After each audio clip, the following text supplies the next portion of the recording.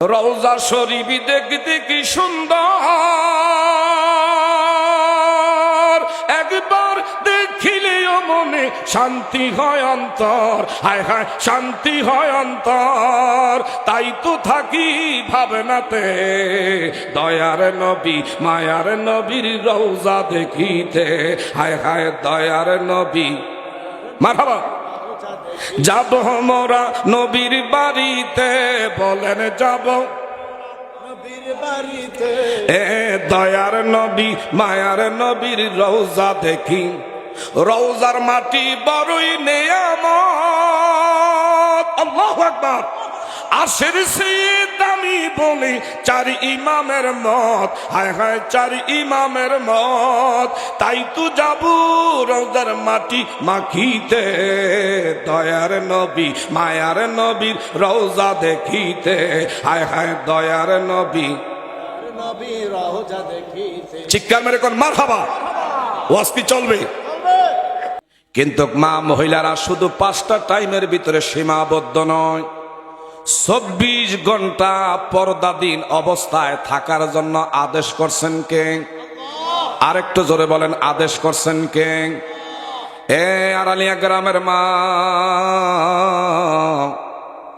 বিশেষ করে আপনাদেরকে বলে যায়, এটা দুনিয়ার সোনাকান্দা দরবারের পিসাব হুজুরের আদেশ নয়, দুনিয়ার কোন মোল্লা মৌলবীর কোনো কথা নয়।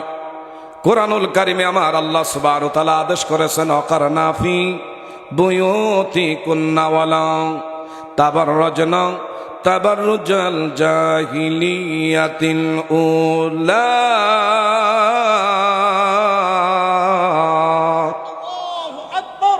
ওই যুগের নারীদের মতন এমন একটা যুগ অতীত হয়ে গেছে, যেটা বর্বর যুগ, আইমে জাহিলিয়াতের অন্ধকারের যুগ। যেই যুগের নারীদের কোনো মূল্য ছিল না, দাম ছিল না। মানুষ যেমনে বাজারে থেকে টাকা দিয়া পণ্য খরিদ করি, ব্যবহার শেষে এটা যখন যেখানে ছুঁড়ে ফেলি, এটার আর কদর থাকে না। অন্ধকার যুগ, জাহিলিয়াতের যুগে মা মহিলাদের কি এইভাবে তাদের সতীত্ব হরণ হতো। বলতে পারেন কেন? আল্লাহর আদেশ তারা মানত না। যারা আদেশ মানছে, মা মহিলাদের দাম বাড়ছে। সুবহানাল্লাহ কোন? এই জন্য মা মহিলাদেরকে বলি, গো মা, যে মা নিজের আপাত মস্তক পায়ের তালু থেকে মাথার তালু পর্যন্ত ডাইকা এইভাবে নিজেকে নিজের সতীত্ব রক্ষা করে চলবেন। 2 নম্বর মা 5 ওয়াক্ত নামাজ সময় মতো আউয়াল ওয়াক্তে যদি আদায় করতে পারেন, মাহে রমজানের 30টা রোজা যদি আপনার শরীর ভালো থাকে, মারহাবা কোন? 4 নম্বরে স্বামীর আমানতের জিনিস, আপনার কাছে সবচাইতে দামি জিনিস, যেটা হলো একমাত্র সতীত্ব। এই জিনিসটা যদি আপনি ঠিক মতন রাখতে পারেন, আপনি আড়ালিয়া গ্রামের থেকে যদি আজকে মারা যান, এগো মা, আল্লাহর জান্নাত আপনি চাওয়া লাগবে না, জান্নাত আপনার ঘরে দরজা অপেক্ষা করবে। কন্যা সুবহানাল্লাহ। মা, আজান হইলে মসজিদে যাওয়ার প্রয়োজন নাই। আপনার জন্য শরীয়ত বলে নাই ঈদের নামাজে ঈদগার ময়দানে যাওয়া লাগবে। শরীয়ত বলে নাই জানাজায়, সমাজের কোনো ব্যক্তি মারা গেছে, আপনার জন্য জানাজার ময়দানে যাওয়া লাগবে। আপনি যদি আপনার ঘরের কোঠরার ভিতরে 5 ওয়াক্ত নামাজ সময় মতন আদায় করতে পারেন, আপনার স্বামী মসজিদের ভিতরে গিয়া নামাজ পড়লে যেই সওয়াব, আপনি ঘরের কোঠরার ভিতরে যদি সময় মতো না নামাজ আদায় করেন, সম পরিমাণ নামাজের সওয়াব দিয়ে দিবেন কে?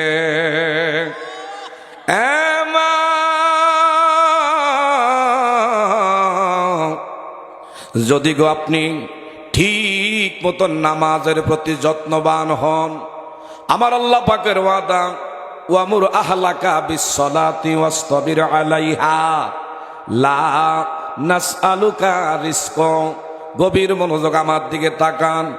আল্লাহ সুবহানাহু ওয়া তাআলা বলেন, ওয়ামুর আহলাকা বিসসালাতি ওয়াসতাবির আলাইহা লা নাসআলুকা রিজকা।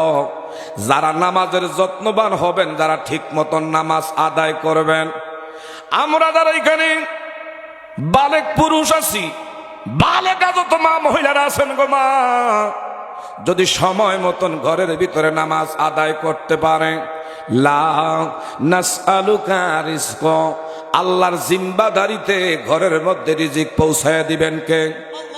আরেকটু জোরে বলেন, রিজিকের মালিক কে? হায়াতের মালিক কে? সুস্থতার মালিক কে? আমার আল্লাহ সুবহানাহু ওয়া তাআলা বলেন, ওয়াল্লাহু খায়রুর রাযিকিন।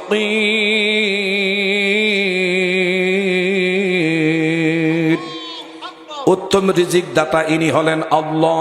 ইনি আমাদের কে কে?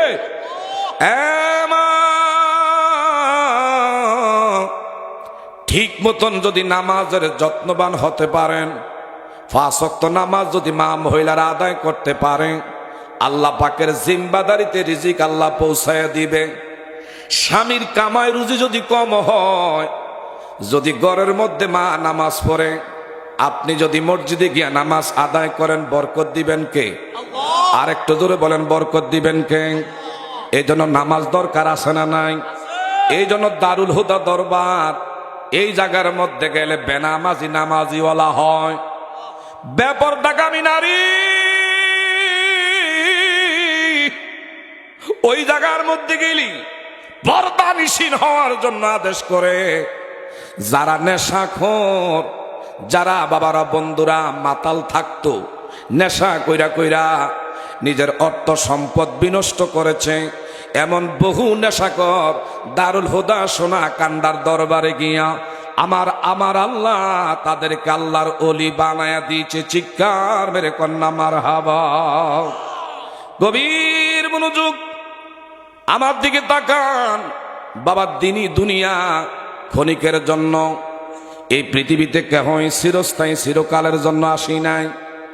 আজকে এখানে বসা আছি, আগামী দিন এই সময় আমি আপনি গোরস্থানে থাকতে পারি। ঠিক কথা বলেন। আজকে মাহফিলে আসি, আগামী দিন হয়তো এই সময় আমি আপনি কবরের বাবারা বন্ধুরা আসামি হইয়া যাইতে পারি। পৃথিবীতে থাকার আর ভাগার ক্ষমতা কারোই নাই। কথা জোরে কোন ঠিক না বা ঠিক?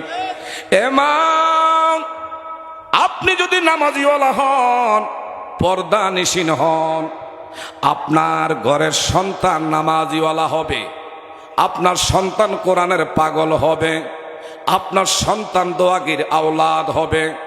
আপনি যদি নামাজিওয়ালা হন, আপনি একদিন থাকবেন না, আপনার সন্তান কান্দে কইরা কবরে নামাইবি। প্রত্যেক বছর অন্তত পক্ষে 2 ঈদের সান্দে মা বাবার কবরের পাশে দাঁড়ায়া দাঁড়ায়া বলবে, রব্বির হামহুমা কামা রব্বায়ানি সগীরা। মা বাবা যদি বেনামাজি হয়, সে যদি নামাজের প্রতি যত্নবান না হয়, খোদার কসম করে বলি অনেক সন্তানরা আছে নামাজের ধার বারান্দায় নাই। কথা বলেন ঠিক না বা ঠিক? এই জন্য মা, আপনি ঠিক হয়ে গেলে সমাজ ঠিক হয়ে যাবে। আপনি যদি সত্যিকার অর্থে পর্দানিশীন হয়ে যান, আপনার মেয়ে আপনারে ফলো করবে, অনুসরণ করবে। ওয়াকারনা ফি বুয়ুতিকুন্না ওয়ালা তাবাররুজনা তাবাররুজাল জাহিলিয়াতিল উলা। চিৎকার মেরে কন্যা মারহাবা। যেই মা আল্লাহর বিধান মানছি, তার দাম দুনিয়া আখিরাতে আমার আল্লাহ বাড়াইছে। ঠিক না ভাই? ঠিক। বাবা আমার দিকে তাকান। আমার নবীর দরবারে একজন যুবতী মেয়ে গেছে, নবীজিরে সালাম দিলেন, আসসালাতু আসসালামু আলাইকা ইয়া রাসূলুল্লাহ। আমার নবী বলল, মা তুমি কেন গো আমার দরবারের মধ্যে উপস্থিত হয়েছ? কি দুঃখ, কি কষ্ট? মেয়েটা বলল, ইয়া রাসূলুল্লাহ, নবীজি গো, আমার তো বিয়ার বয়স হয়েছে, কিন্তু সৎ পাত্র আমি পাইতেছি না, পাত্রস্থ হওয়ার মতন এমন পাত্র পাই না। আমার নবী কই, কেমন পাত্র তুমি খোঁজো? 3 গুণওয়ালা যুবক যদি পাই, এর কাছে আমি বিবাহ বসব। নবীজি বললেন গুণ তিনটা কি? এক নম্বরে গুণ হইতে হবে প্রত্যেক দিন এক খতম কোরআনুল কারীম তেলাওয়াত করা লাগবে। বাবা ঘুমায়েন না, চোখ কান খোলা রাখেন। মা মহিলাদেরকে বলছি, মা যদি কাজে লাগাইতে পারেন দুনিয়া আখিরাতের মধ্যে আমার আল্লাহ আপনার মর্যাদা বাড়ায়া দিবেন। ঠিক না ভাই? ঠিক। এক নম্বরে গুণ, ইয়া রাসূলুল্লাহ আমি এমন ছেলেকে স্বামী হিসাবে গ্রহণ করব যেই যুবক প্রতিনিয়ত এক খতম কোরআনুল কারীম তেলাওয়াত করবে। দুই নম্বরের গুণ হইতে হবে, ইয়া রাসূলুল্লাহ যে যুবক রাত্রে বেশি বেশি করে তাহাজ্জুদ গুজার করবে। তিন নম্বরের গুণ হইতে হবে যে যুবক প্রত্যেক দিন রোজা রাখবে। এই তিন গুণের যারে পামু একে আমি স্বামী হিসাবে গ্রহণ করবো। আমার নবীজি মজলিসের মধ্যে সাহাবায়ে কেরামদেরকে উদ্দেশ্য করে বললেন, এমন কোন যুবক আসরে আল্লাহর বান্দি তিনটা শর্ত আরোপ করছে।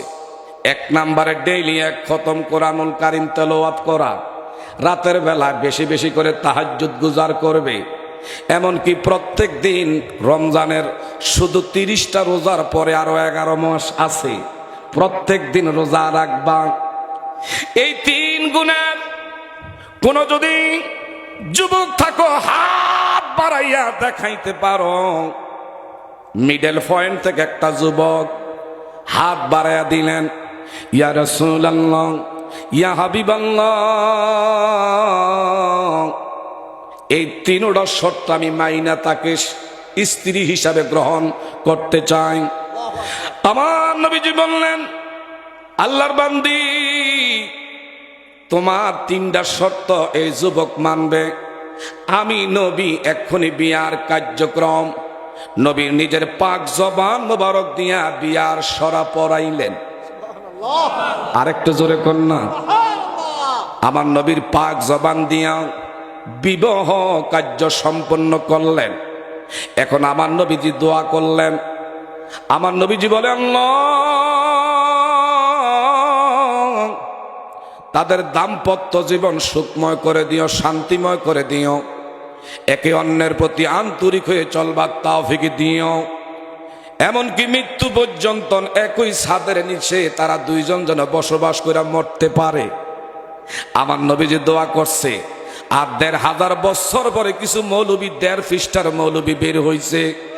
এরা কয় বর্তমানে বলে দোয়া নাই, ফরজ নামাজের পরে দোয়া লাগতো না, নিজেও দোয়া করে না, অন্যান্য কিছু মুসল্লিদেরকে দোয়ার দিকে হাত বাড়াইতে দেয় না, টাইনা টাইনা মসজিদ থেকে খেদায়া বের করে দেমন আছে না নাই?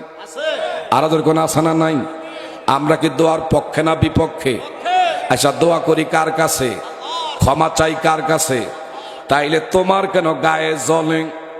আসলে আমার ভাইরা বড় বড় পকেট মার দেখছেন, বহুত বড় বড় আমার ভাইরা চোর ডাকাত দেখছি, কিন্তু আমল এমন কিছু পকেট মার এমন কিছু মৌলবী বের হয়েছে। এরা আমার ভাইরা ইসলামদারে কাজ সিট করতে করতে 3/4 ফ্যানের মতন একবারে ছোট করে ফেলছে।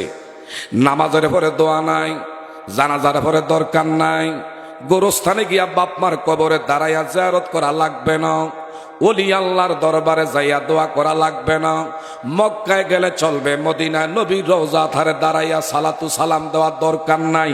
এই ধরনের কিছু আমার ভাইরা বর্তমান সময়ে আমার নবীর বিদ্বেষী, যদিও আবু জাহেল নাই, আবু জাহেলের প্রেতাত্মা পূর্বে ছিল, এখনো আছে, কিয়ামত পর্যন্ত থাকবে। আমরা কি আবু জাহেলের পক্ষে থাকবো না নবীর পক্ষে থাকবো? আরো জোরে বলেন, আমরা কি নবীর পক্ষে না আবু জাহেলের পক্ষে? কে কে নবীর পক্ষে থেকে কবরে যাইতেছে হাত বাড়াই।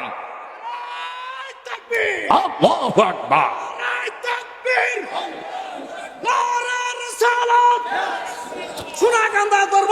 জিন্দাবাদ জিন্দাবাদ, চিৎকার মেরে কোন মারহাবা।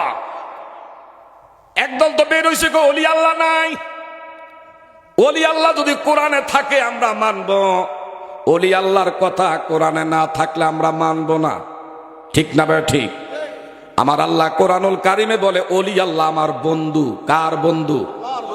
আল্লাহ কয় আমার বন্ধু, আর দুশ্মনের রসুলরা কয় কোরআনের মধ্যে ওলি আল্লাহর কোনো কথা নাই। আলা ইন্না আউলিয়া আল্লাহি লা খাউফুন আলাইহিম ওয়ালা হুম ইয়াহসানুন। আল্লাহ পাক বলে তাদের কোনো ভয় নাই, ডর নাই, যারা আমার বন্ধু হতে পেরেছে। কার বন্ধু? আল্লাহর বন্ধু যে হয়ে গেছে, লা খাউফুন আলাইহিম ওয়ালা হুম ইয়াহসানুন।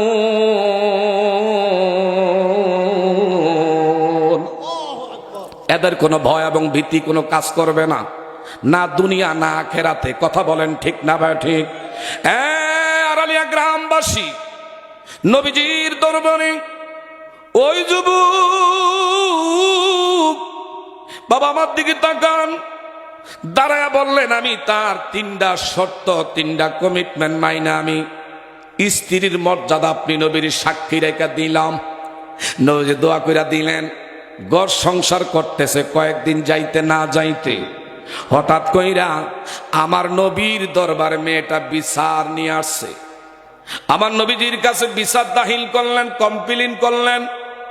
নবীজি বললেন কেন কমপ্লেইন করতেছো? কার পক্ষে তুমি কমপ্লেইন করো?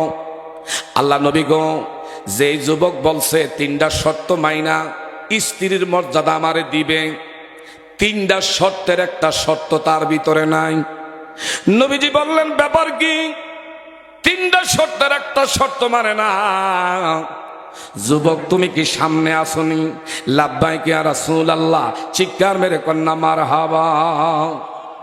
যুবক দাঁড়ায়া গেলেন। আমার নবীজি বলল তোমার বিবি বলে তুমি নাকি একটা শর্ত মানো না। যুবক চোখের পানি ছেড়ে বলে ইয়া রাসূলুল্লাহ, অনুমতি দিলে কিছু বলমু। আমার বিবি কি বলছে? কয়েকটা শর্ত মানো না। মেয়েটা কয় ইয়া রাসূলুল্লাহ, প্রত্যেকদিন রোজা রাখার কথা ছিল, কিন্তু আগে যদি খাইছে 3 বেলা, আমার বিয়া কইরা এখন খায় ডেইলি 5 বেলা। তাইলে রোজা কোন দিক দিয়ে রাখে বুঝি না। ইয়া রাসূলুল্লাহ, ইয়া হাবিবাল্লাহ, আল্লাহর নবী গো, আমার সাথে কথা ছিল যে আমার যিনি স্বামী হবেন ডেইলি 1 খতম কোরআনুল কারীম তেলাওয়াত করবে। আল্লাহ নবী গো, ভুলেও আল্লাহর কালামের পৃষ্ঠা উল্টাইয়া একটা আয়াতে কারিমা বলতে আমি দেখি না। তাইলে কোন দিক দিয়ে আসে 1 খতম কোরআনুল কারীম তেলাওয়াত করে, যিনি ভুলেও কোরআনুল কারীমের পৃষ্ঠা উল্টাইয়া দেখে না? আমার নবীজি দারুণ কষ্ট পাইলেন। 3 নম্বরের শর্ত আমার নবীজি দিলেন। 3 নম্বরে যে কথা ছিল, যুবক প্রত্যেক দিন রাত্রে বেশি বেশি করে তাহাজ্জুদ গুজার করার কথা। ওয়া মিনাল লাইলি ফাতাহাজ্জাদ বিহি নাফিলাতাল লাক, চিৎকার মেরে কন্যা মারহাবা। রাতের বেলায় বেশি বেশি করে কুফাল আল্লাহর কদমে লাগাইবার কথা ছিল। তুমি নাকি শেষ রাত্রে ঘুমায়া থাকো। যুবক কয় আমার বিবি একটা কথাও আপনার কাছে সত্য বলে নাই। 3টা সত্য আমি মানতেছি, কোন সত্য আমার অস্বীকার করি নাই, অমর্যাদা দেই না। নবীজি কয় তাইলে কেমনে?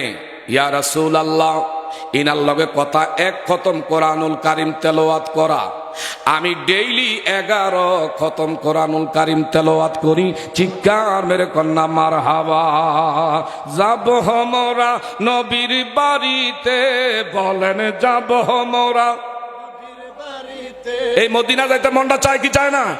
বহুত দাওয়াতি মেহমান আছে, সবারই হক আছে। এই দরবারের পীর সাহেব হুজুরের, বিশেষ করে বাবারা বন্ধুরা সোনাকান্দা দরবারের পীর সাহেব হুজুরের থেকে আমরা দোয়ার লেগে আসছি, ওয়াজের লেগে না। ওয়াজ ডেইলি প্রধান বক্তা কইরা সারা দেশ বিদেশ আল্লাহ ঘুরাইতে আছে। এটা কোনো ওয়াজের মাঠে আমরা আসি নাই, আসছি শুধু পীর সাহেব কেবলার দোয়া। দোয়ার উপরে পৃথিবীতে আর কোনো দামি বস্তু হতে পারে না। আর দোয়া হুয়াল ইবাদা, যার উপরে ওলি আল্লাহর নেক নজর আছে। 3 রাইফেলের বুলেট মারবে, ফসমের একটা ক্ষতি করবার ক্ষমতা নাই। ওলি আল্লাহর দোয়ার মধ্যে ক্ষমতা আছে না নাই? আমরা কি ওলি আল্লাহর দোয়া চাই কি চাই না? তবে ওয়াজটা কি বাড়ায় নেমু? 3টা ওয়াজ কি চলবে? 3টা শর্ত। যুবক কয় আমার